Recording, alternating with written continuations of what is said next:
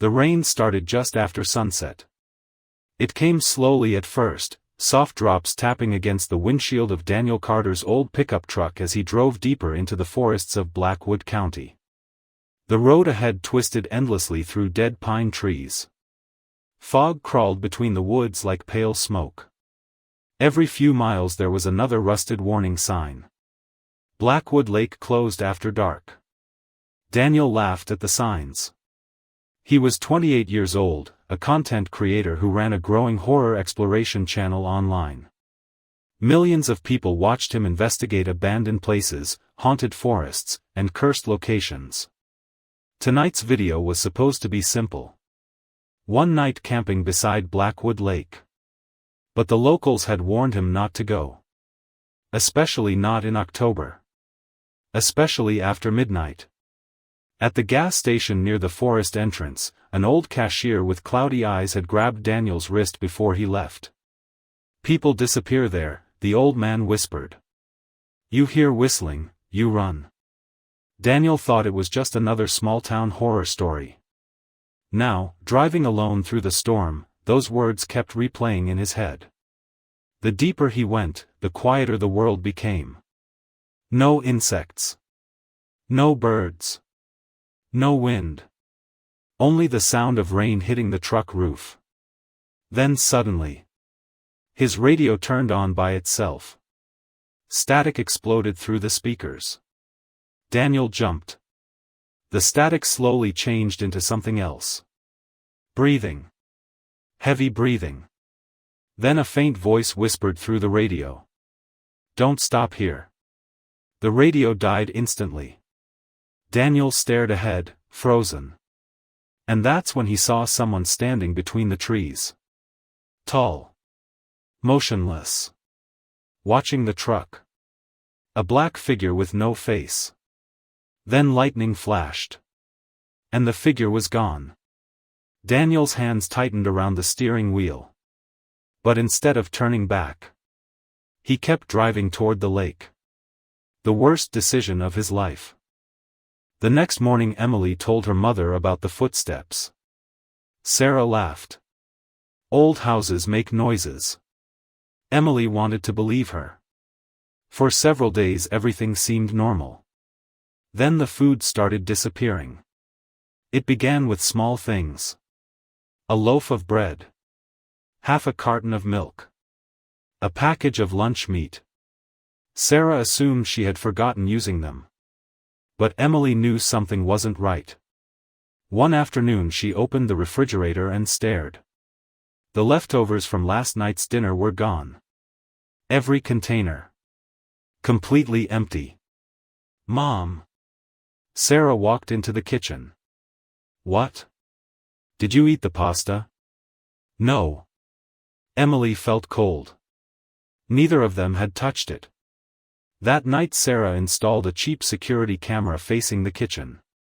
The next morning they reviewed the footage. For hours nothing happened. Then around 3:17 a.m., the camera suddenly glitched. Static filled the screen. The image distorted. Then returned. The refrigerator door was standing open. No one was visible. Yet food slowly slid off the shelves. As if invisible hands were taking it. Sarah stared at the footage. Emily felt sick. The camera showed no person. No movement. Just food disappearing.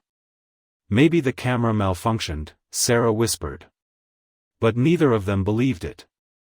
That night Emily locked her bedroom door. At 2:43 a.m. she woke to a sound. A soft scraping noise. Coming from inside the wall beside her bed. Scratch. Scratch. Scratch. Something was moving behind the drywall. Something large. Something human-sized. Then she heard breathing. Slow. Wet. And impossibly close. The following weekend Sarah decided to inspect the attic. Emily followed reluctantly. The attic door was located in a hallway ceiling. Sarah pulled down the ladder. Dust exploded into the air. The darkness above looked endless. Neither wanted to go up. Eventually Sarah climbed first. Emily followed. The attic was enormous. Wooden beams stretched into shadows. Old furniture sat covered by white sheets. Everything appeared untouched. Then Emily noticed the footprints. Fresh footprints. In the dust. Bare footprints. Human. A single trail led across the attic floor. Sarah stopped breathing. The footprints continued deeper into darkness. Emily's flashlight trembled. Mom. Sarah slowly followed the tracks. The footprints led toward the far wall. Then disappeared. No return footprints. Nothing. Just vanished. As if the person had walked directly into the wall. Emily examined the wooden boards. One section looked slightly different. Newer. Cleaner. Sarah pushed against it. The board moved. A hidden door swung inward. Beyond it was a narrow crawlspace. Pitch black. The smell hit them immediately. Rot. Sweat. Mold. And something else. Something foul. Emily aimed her flashlight inside. At first she saw nothing. Then she noticed blankets. Food wrappers. Empty water bottles. Someone had been living there. Recently. Very recently. Suddenly Sarah screamed. Pinned to the wall were dozens of photographs. Every photo showed Emily. Sleeping. Studying. Watching television.